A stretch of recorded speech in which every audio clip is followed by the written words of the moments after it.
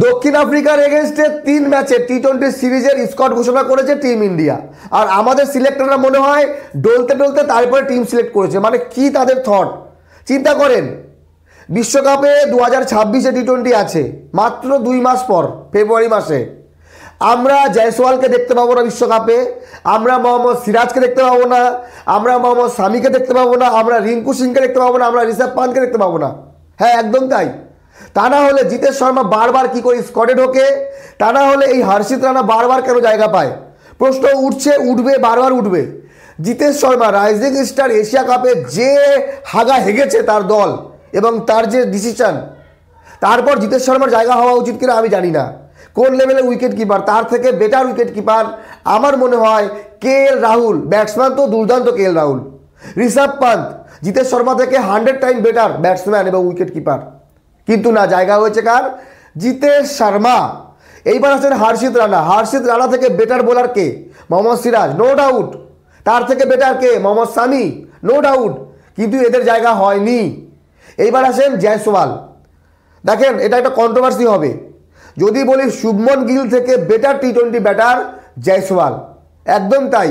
Shubman Gill Prince of cricket, অসাধারণ ক্লাসে batting করে, তার খেলায় আমি মুগ্ধ, আমি শুভমন গিলের ফ্যান। কিন্তু টি-20 স্কোয়াডে জয়সওয়াল না থাকা বড় একটা প্রশ্নের। তাহলে আপনারা প্রশ্ন করবেন, জয়সওয়াল কি শুভমন গিল থেকেও বেটার? শুভমন গিল হচ্ছে ক্যাপ্টেন ম্যাটেরিয়াল। না, শুভমন গিল নো ডাউট ভালো প্লেয়ার, আমার পছন্দের ক্রিকেটার শুভমন গিল। ওয়ানডে টেস্টে ঠিক আছে, টি-20তে আলাদা ক্যাপ্টেন বানাও, আলাদা বানাও, আলাদা মানে আলাদা। সেখানে জয়সওয়ালের জায়গা হওয়া উচিত। আমাদের ফিনিশার রিঙ্কু সিং নেই। কেন নেই রিঙ্কু সিং? রিঙ্কু সিং খেলার সুযোগ পায় না, স্কোয়াডে থাকে, সুযোগ পেলে ব্যাটিং করার সুযোগ পায় না। তার ফল্ট কোথায়? রিঙ্কু সিং বাইরে, ফিনিশ কে করবে?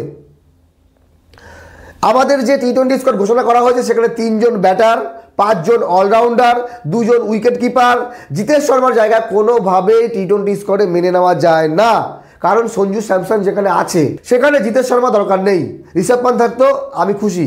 হ্যাঁ, ঋষভ পান্ত থাকলে কাকে বসাবে, কাকে খেলাবে, এই একটা প্রশ্ন আসতে পারে। তো প্রশ্ন উঠিয়ে দিল, দরকার নেই, ভাবতে হবে না আপনাদেরকে।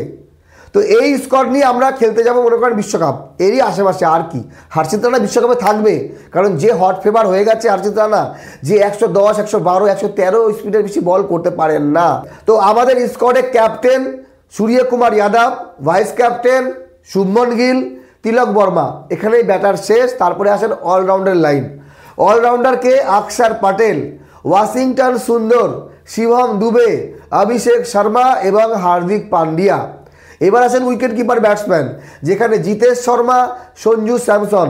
তারপরে আসেন bowler, Harshit Rana superfast bowler, Arshdeep Singh no doubt টি-20তে সেরা একজন বোলার আমাদের, কুলদীপ যাদব, বরুণ চক্রবর্তী এবং one and only Jasprit Bumrah.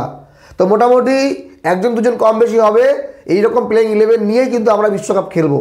দলটা একবারে খারাপ না, কিন্তু আপনারা কোন যুক্তিতে বলবেন জয়সওয়াল স্কোয়াডে থাকার যোগ্য না, স্কোয়াডে নেই? কোন যোগ্যতে বলবেন যে মোহাম্মদ সিরাজ খেলার যোগ্য না, মোহাম্মদ শামির দরকার নেই, শামি ফিট নেই, এমনকি রিঙ্কু সিংয়ের দরকার নেই?